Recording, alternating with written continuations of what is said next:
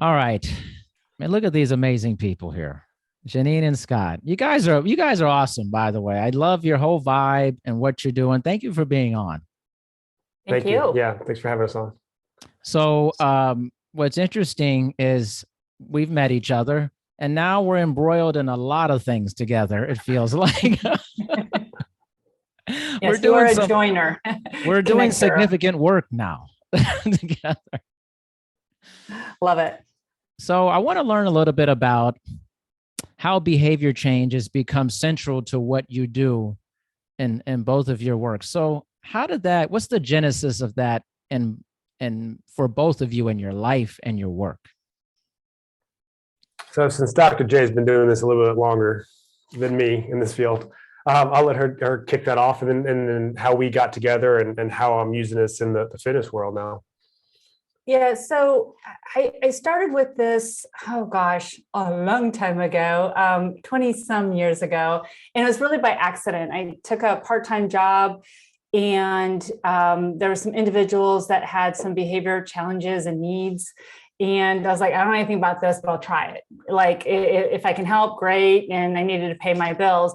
And through that experience, I realized that I naturally was very curious about human behavior, what made it go one way or another, and then over time, really just exploring from a very strength-based perspective, like how can we figure out like what we're naturally wired to do, and then how can we use those skill sets to help us get to other things that maybe don't come as naturally to us, or those types of things. And so I went to school to learn more about that because that was not my undergrad focus. And so ended up with a doctorate just by persistence of continuing to learn, I think.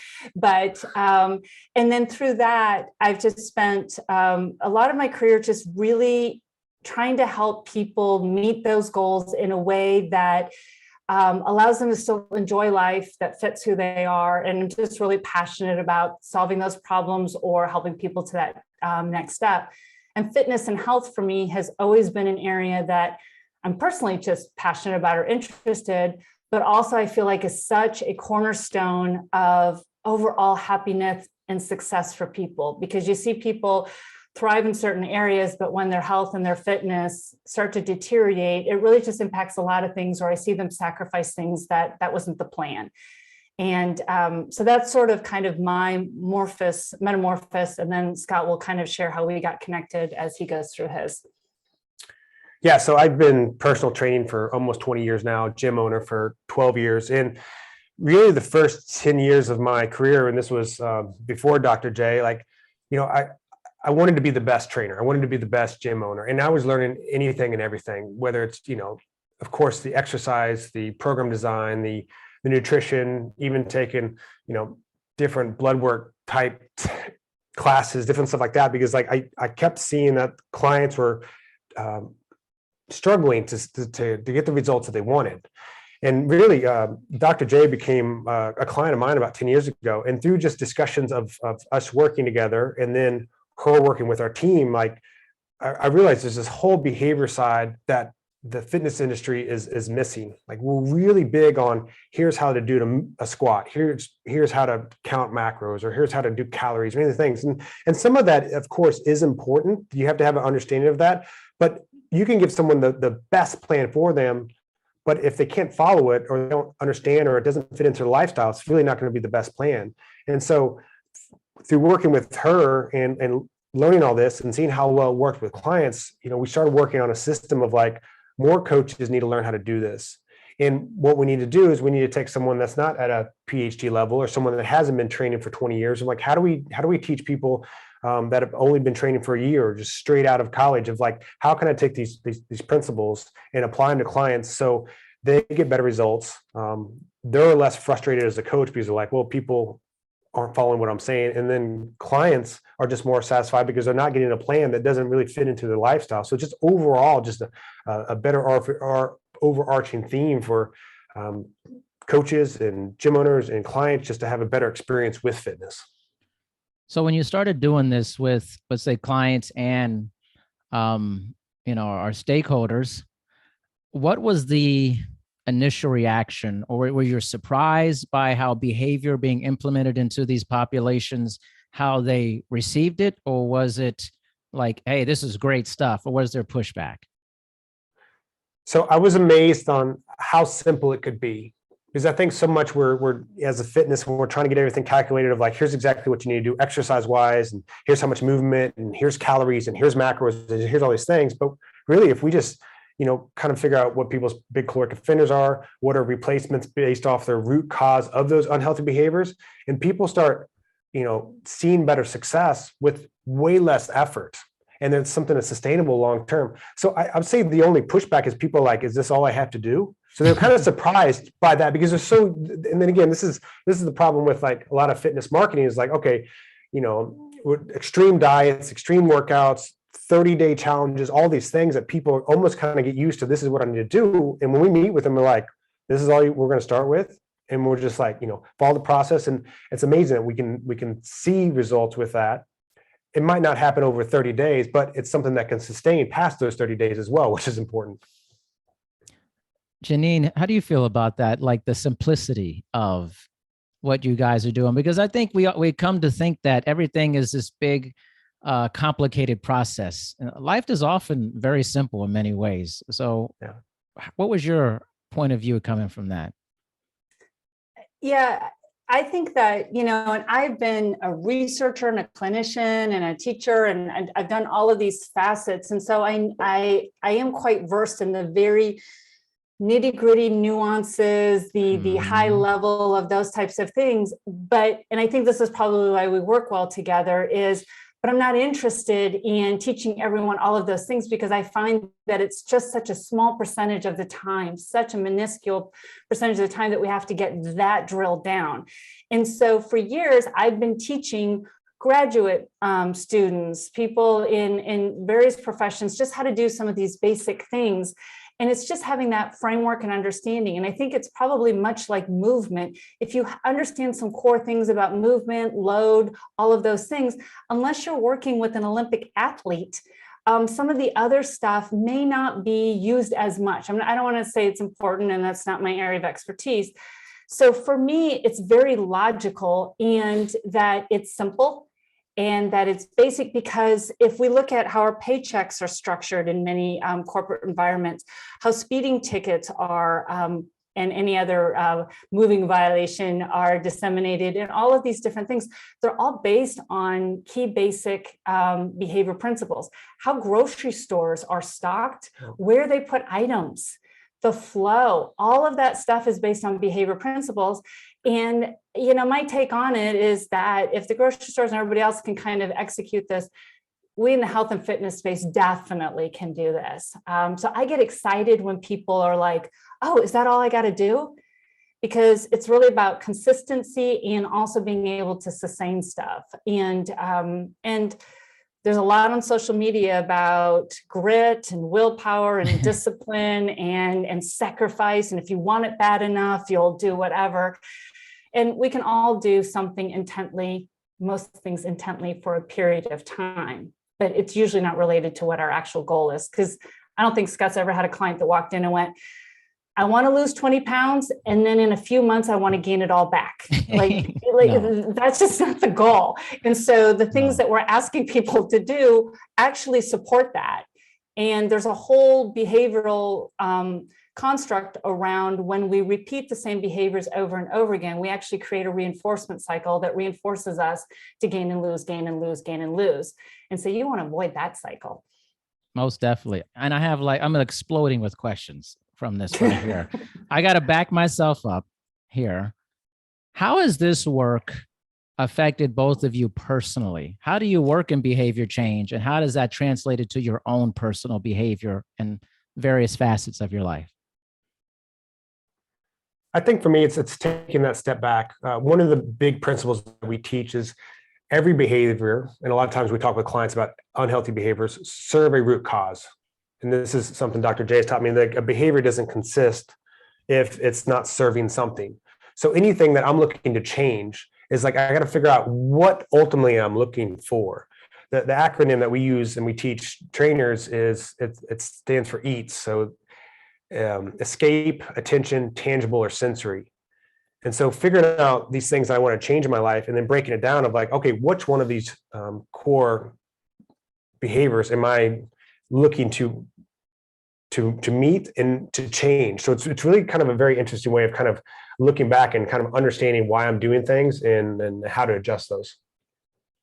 And I would say for me, at least this collaboration and what we've been doing, I think one of the big things it did was demystify the fitness and health area for me. I wasn't the person that took anatomy in college. Physics is not my gig, those types of things. And so a lot of times when I would be around, even when I'd start to kind of go to the first fitness conferences, I was worried that I wouldn't understand, that it's so in. And then I realized like, oh, okay, I understand. I'm not an expert, but I understand this. And we're using a lot of words that make this sound really complicated, just the whole.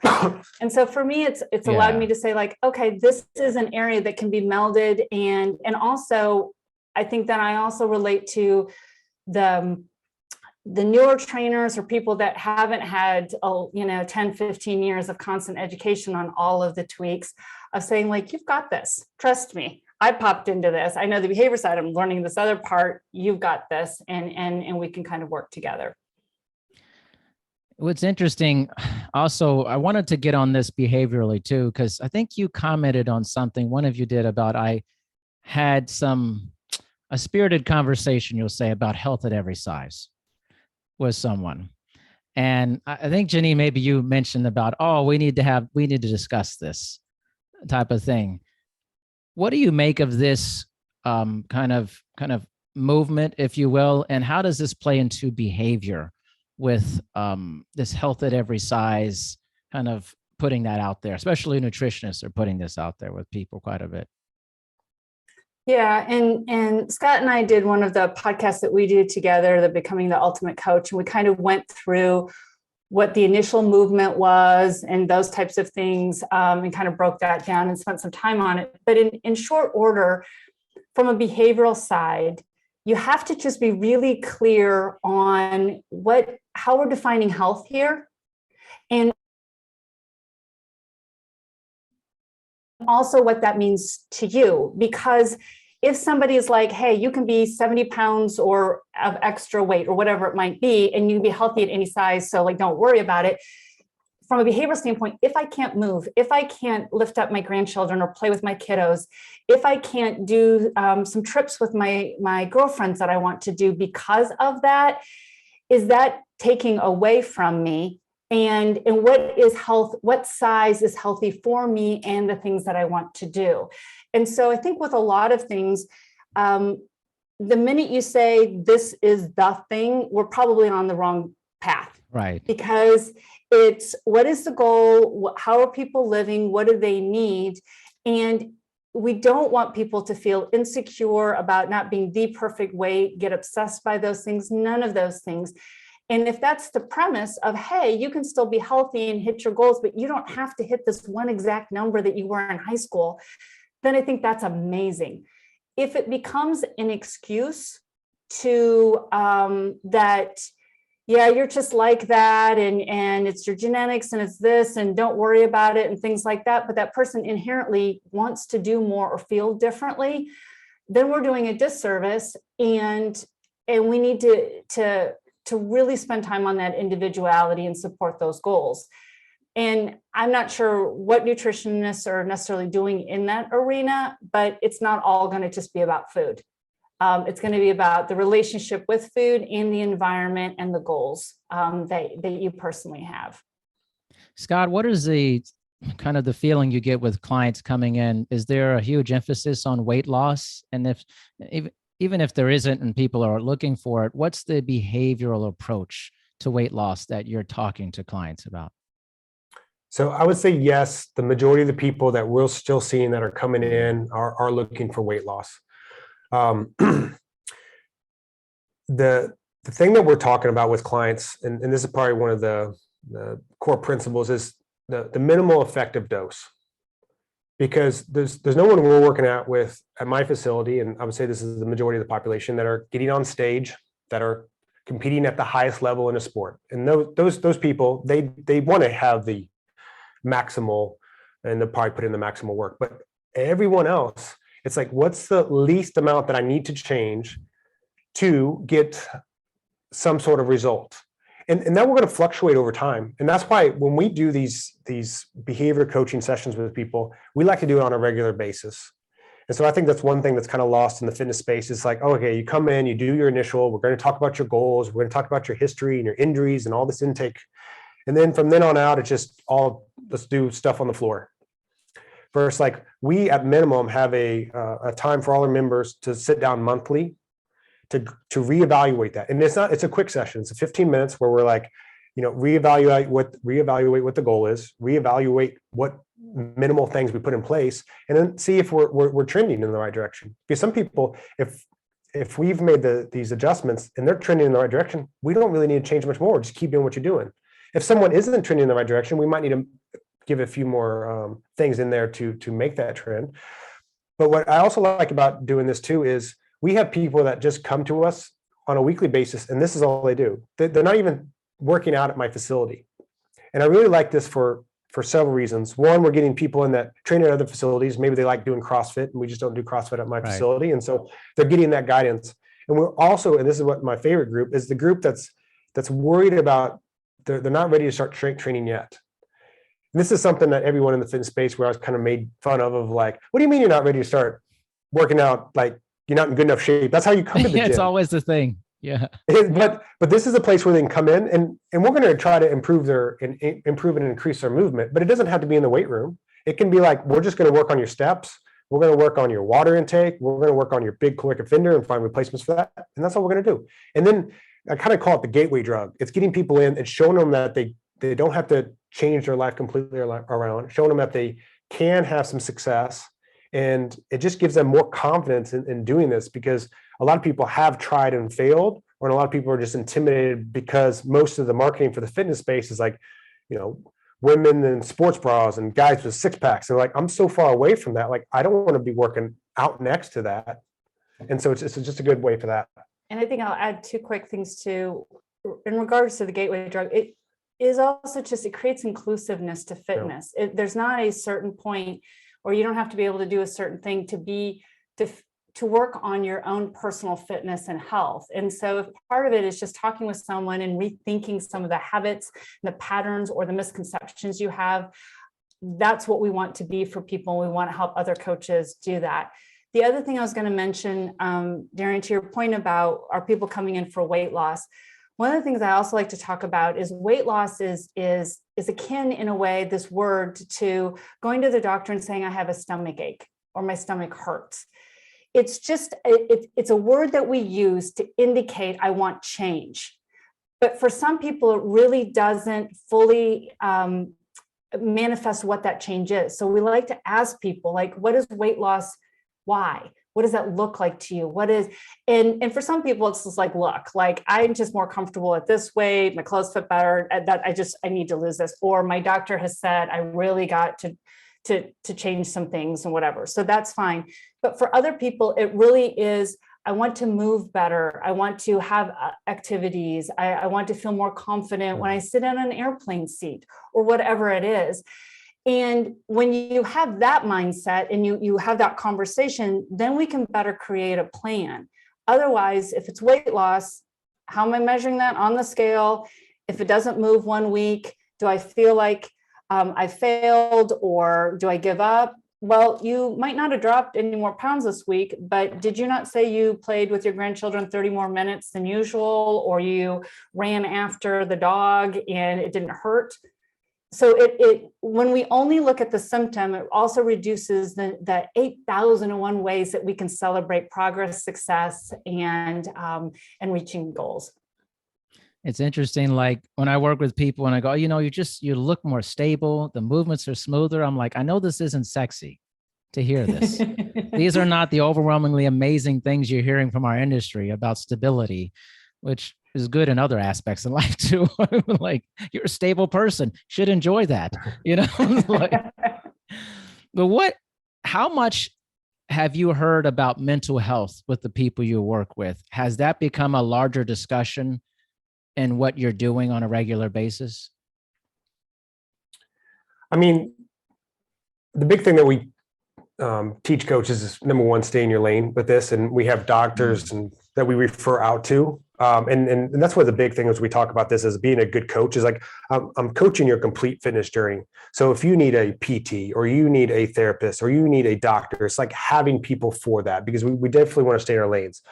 That being said, one of the first things we do with clients that when they come in is we have a 10-part assessment where they're evaluating themselves of where they're at and where they want to be at in 12 weeks. And it's different things like stress management, happiness, health, mindset. And so what our algorithm does is picks a top priority based off of their scores.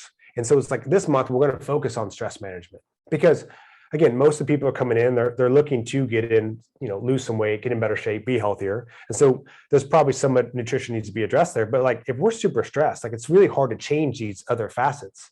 And so the game we're playing with clients is like, okay, I'm not going to get into like, well, tell me all the things that you're stressed about. Like, right. That's not super helpful for anyone, but it's more about like, what are the things that you do for fun? And what are the things that you used to do for fun? And let's talk about ways to get those in. Let's find time, if your evenings are crazy with kids and dinner and stuff like that, like, how do you find, 10 minutes of me time? Really helping people carve out those things that they can kind of just fill up their bucket. And so really that's a way that we can stay in our lane and still help with some of that stuff, because some people are getting so stressed out, and then their coping mechanism is like, well, I'm just gonna eat more or drink more, and then it just has that cyclical effect.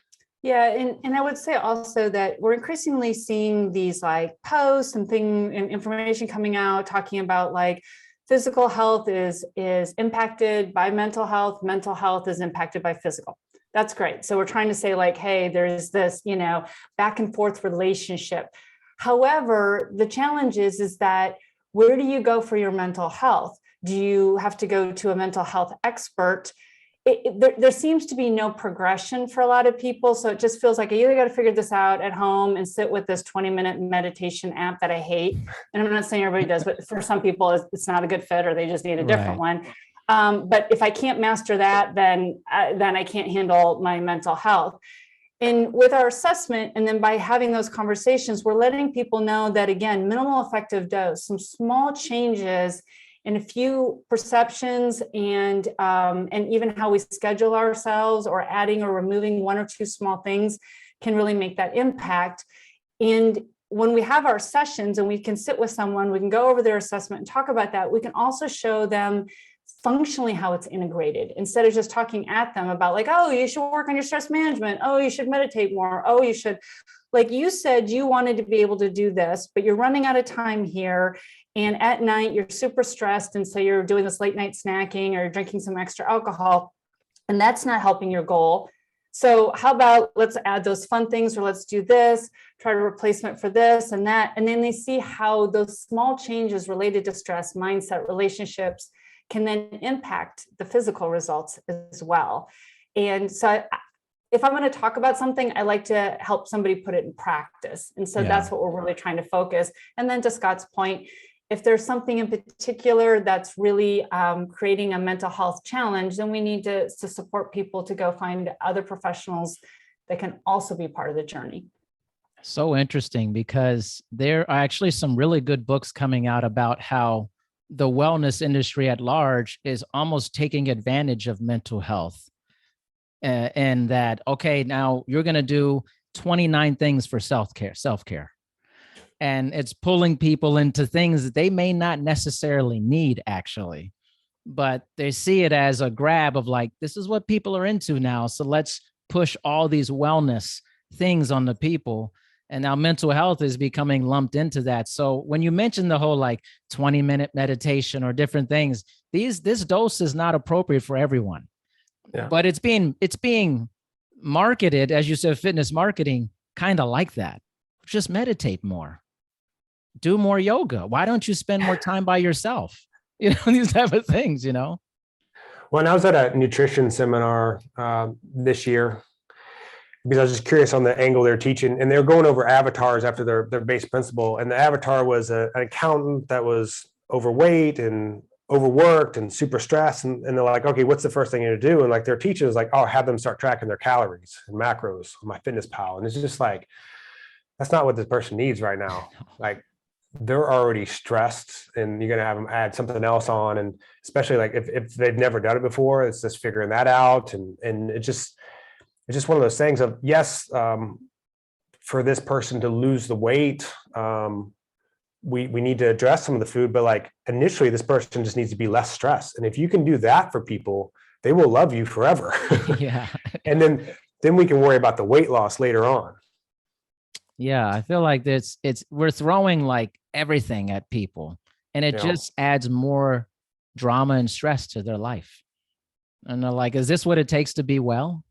Like I have to like subscribe to these 20 different principles and ways of living, and then people do what they do. They drop out from it because it's just they're already dealing with so much stuff in their lives.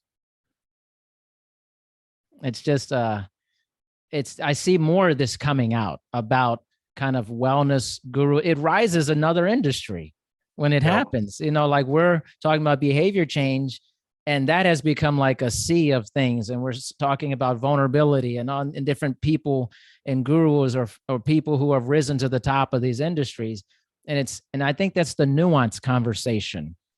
Like you guys brought in a huge aspect of mental health nuance that's literally not being discussed by other professionals for that.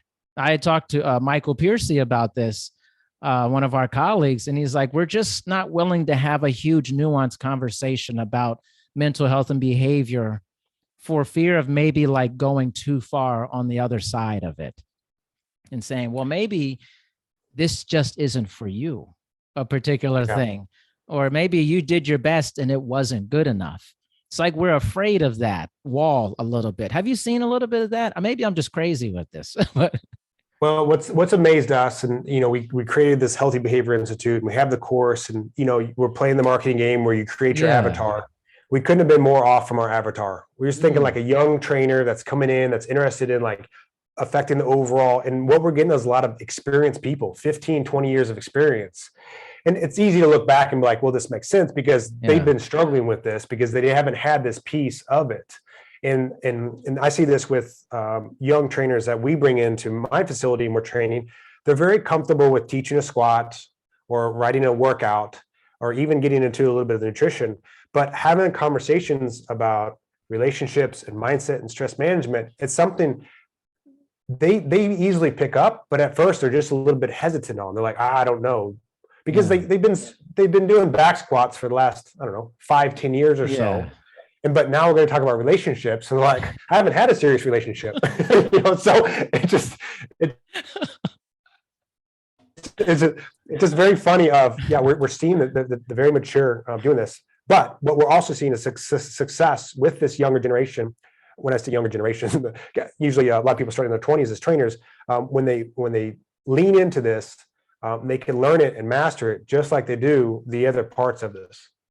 Yeah, and I think to me the big aha is you don't have to, when we talk about behavior change, when we talk about lifestyle in the relationships or whatever, it's not about having that answer. Yeah. It's about asking the right questions, listening, and then be the fitness guide, not the fitness guru, not the fitness right all the time person. That's not the point. It's just being their guide to say, what's your day look like? So few people get to stop and just really dissect their day and really get to talk about it. And then there's also a process that when we talk, for some people it's writing, but when we talk about something, it starts to help our brain connect things in new and different ways.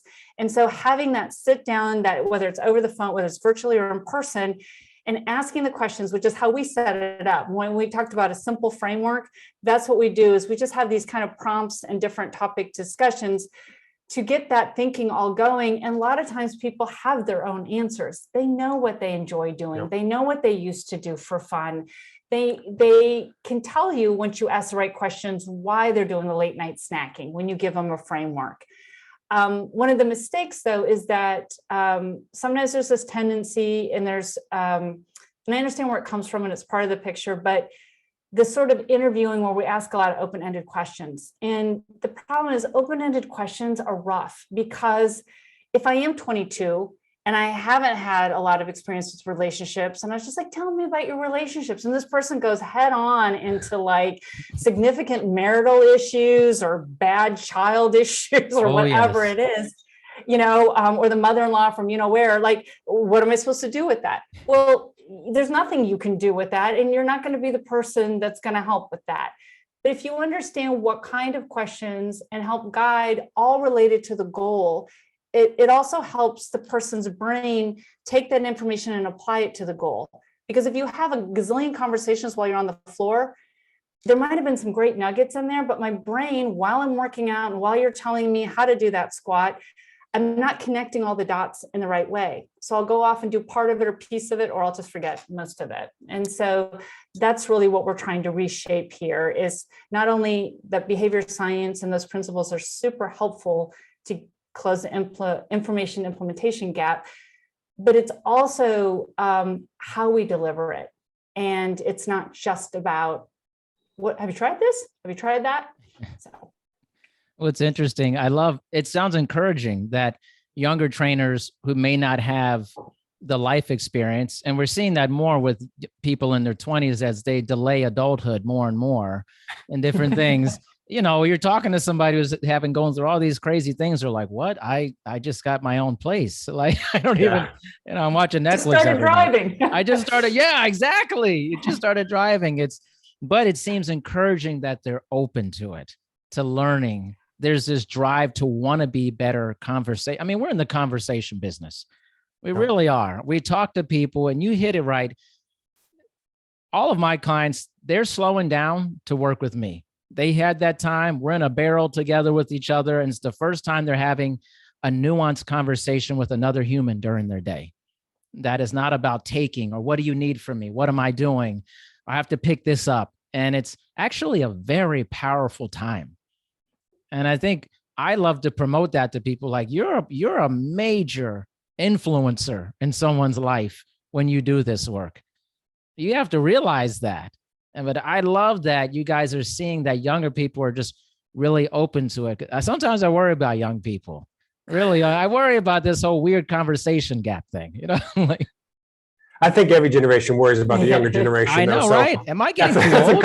I'm getting old now.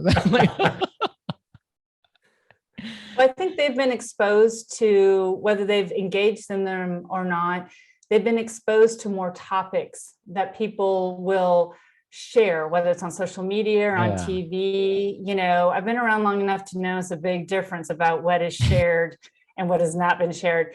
So I think the strength of that is that fewer topics are really off the table for that younger generation. They just need a guide themselves on how to shape those conversations related to the work that they're doing and the lane that they're in. And I think that we have kind of created this system that allows them to do that. And that's why we're seeing them, like Scott said, once they lean in, they're like, oh, got it. Like, I can do this. And then over time, as with anything, when you have experience, you probably tweak it a little bit your own way to your own kind of personality, but the overall framework is tried and true. What's the difference? Do you get trainers who work with you guys and they have worked in other environments, and then they come to you? Do they go, whoa, I was not expecting this here?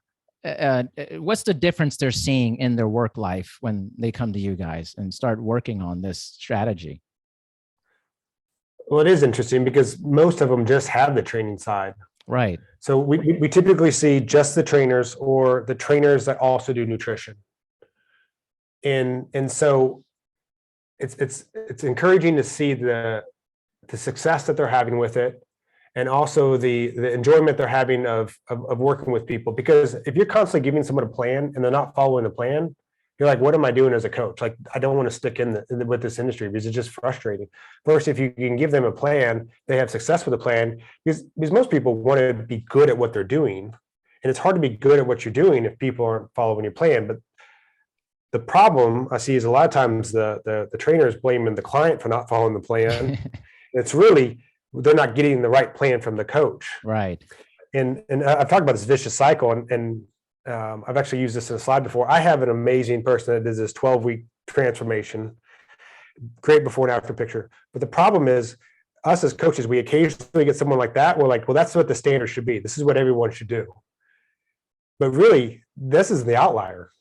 I mean, there's a reason I have one best one. I've worked with thousands of people. Right. So we can almost get in the mindset of like, well, he followed what I said and he got amazing results. If everyone just followed what I said, they would have amazing results. But he's the outlier, and more people need this minimal effective dose just to trend in the right direction. And the reason why the majority of people in my past where I feel like they weren't following the plan is like, I did not give them the right plan. And I would also say, Darren, about your question about what people see is, because we'll go to conferences, we'll go overhear conversations, and to Scott's point, they're saying, well, the client isn't compliant. And so they're constantly working on, well, how do you improve client compliance? Right. Well, we can talk about it all day long, but that just sounds daunting. How do I control other people? How do I control you? Yeah, that I only get maybe 2 hours a week. Like, Yeah. what's the likelihood, right? What I think trainers realize when they work with us in this system is that they actually have impact over this, and they can change what they're doing and actually significantly impact this compliance. And that's just super encouraging, to Scott's point about, I want to do well. I want to be good at what I'm doing. And human nature, if we can control our environment, we are a happier person. If we feel like we can impact our environment, we are much happier and much more excited to be in it.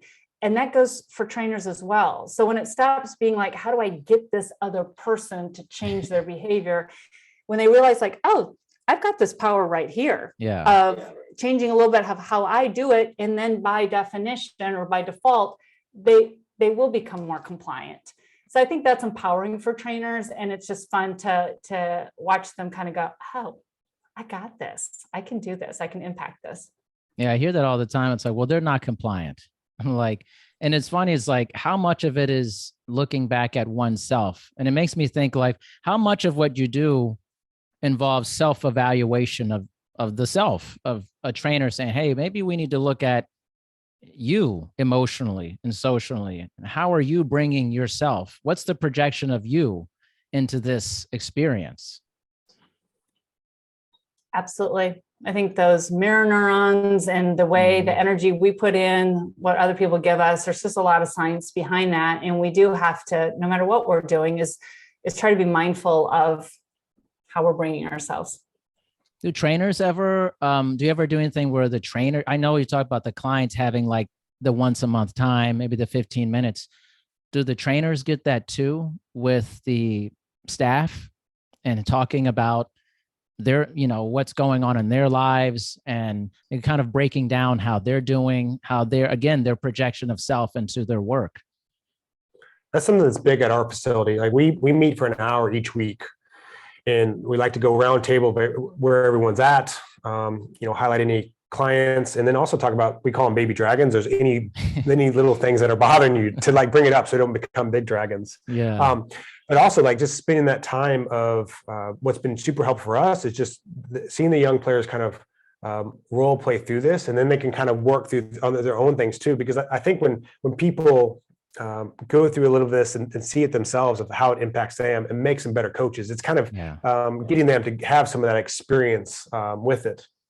And the other thing that we've built in, so when people take our course, to either learn more or get us certified in or whatever, part of it is we have that healthy behavior assessment that we talked about, those 10 areas and we encourage coaches as they're going through the course to take that themselves. Yep. And then we try to offer some insight on those results, but it's part of that me search, is understanding where I am, what do I want, and then really thinking about those. So throughout the whole course, we're showing here's a system to use with your clients, but also as you're going through the course, use it with yourself, walk through that. And so we ask reflective questions, we give that opportunity so that people can kind of think about that from their perspective and then be able to model that and support as well. And then sometimes I know with Scott's facility for sure too, is if somebody's brand new to the facility and they have some goals, overall health or fitness goals that they're still working on, then sometimes they have the opportunity to walk through some of this as well, just for those personal goals. So definitely something I would encourage. I love that. So what are we seeing on, well, let me back up. Why do we think that behavior change is becoming, I see it as a much larger aspect of our fitness journeys? Is there, can you point to a certain aspect, or is it just a natural progression of our business for that you're seeing that what you're doing is becoming more popular? What I think's funny is there's I got it from Eric Helms, the Eric Helms nutritional pyramid, and it's like, if someone wants to lose weight, the calories are most important, then macros, and then micros, and then timing, then subs, and then always underneath it, he was like, but what's most important is like lifestyle and like behavior change, and then everyone gets into the pyramid. And everyone doesn't address what's underneath it. And like, this is really the bottom of the pyramid. This is the foundation that all this is based off. If I want to get people to show up regularly for workouts, or show them how to get more steps in a day, or change some of their unhealthy habits, like this is the cornerstone for that. And so I think it's becoming more popular because it's needed and it's effective. And I would also, and this is a guess, I don't have data on it, don't have like research, but I would guess that societally, and there's pros and cons to everything, but there's been much more, and you started this whole discussion off with this, Darren, about like healthy at every size. There's much more discussion about individuality, inclusiveness, diversity along all aspects. And when that push is coming through for that, and people are demanding to be understood differently, even, things like there's more discussion about that. A lot of medical research, or a lot of research in general, is done on men, and then transferred and assumed that it works for the female body. Right. Or and all of those kind of things where people are like, hey, wait a minute, or at different ages of life and stages, different approaches or thoughts or things like that. So as more push has been putting through societal, the minute you start saying, hey, you need to look at me as an individual, it can be overwhelming to think, well, how am I going to have a gazillion plans that's going to one for everybody? Right. How do I do a meal plan for every single individual person, right? So our brains start to go, okay, that's in behavior science, which is not new. It's been around for a long time. And there's massive amounts of research to support it in practice. It's like, oh, this is that framework that we can kind of plug and play different personalities, needs, and things like that, and pop out with an individual plan without it being. So I'm guessing between, Scott's take on that and mine, I think it's that perfect storm combination. I think the concern I have is that we can't just throw that word around and be like, oh, I've talked to somebody about their behavior, so I'm doing behavior change. And so I hope that the industry continues to view this as truly a science, just like it does anatomy and movement, and that we need to take the time to learn it, understand it, and use it as such. That's, you guys have both said like incredibly nuanced things, which I love. My worry is just like, this is what we do in fitness, is we take these things that are hot and we make them marketable. And then we don't look at any of the nuance behind it. We go, oh, I'm a behavior change expert now. I did this course over the weekend. I know what I'm doing. I know how to like help people be persuasive about making behavior change for that. That's why I'm so passionate about talking to people like yourself, and this kind of coalition committee we're on and stuff is like, let's get ahead of this, because someone will, who is not having the intention that we have for it. And they'll be a great marketer, and they'll go, yeah, this is the next big thing. Like, I'm just going to push this real hard, and use all the great videos and different channels and things for that. So I'm grateful that I know both of you. Seriously, you're awesome people. I hope you have great podcast experiences on other podcasts as well. Keep churning it out, get out there, spread what you're doing, and please let everyone know how they can connect with you and what you're doing. Awesome. And thanks for having us on. Like, you've been such an amazing resource for us and getting to know you and the committee. And it's really been Thank you. positive. So thank Yes. you. Really, our website, healthybehaviorinstitute.com. We have plenty of free resources on there. From there, you can also get to our podcast or YouTube, which is Becoming the Ultimate Coach with the Jock and the Doc. That's the doc, if you haven't picked that up.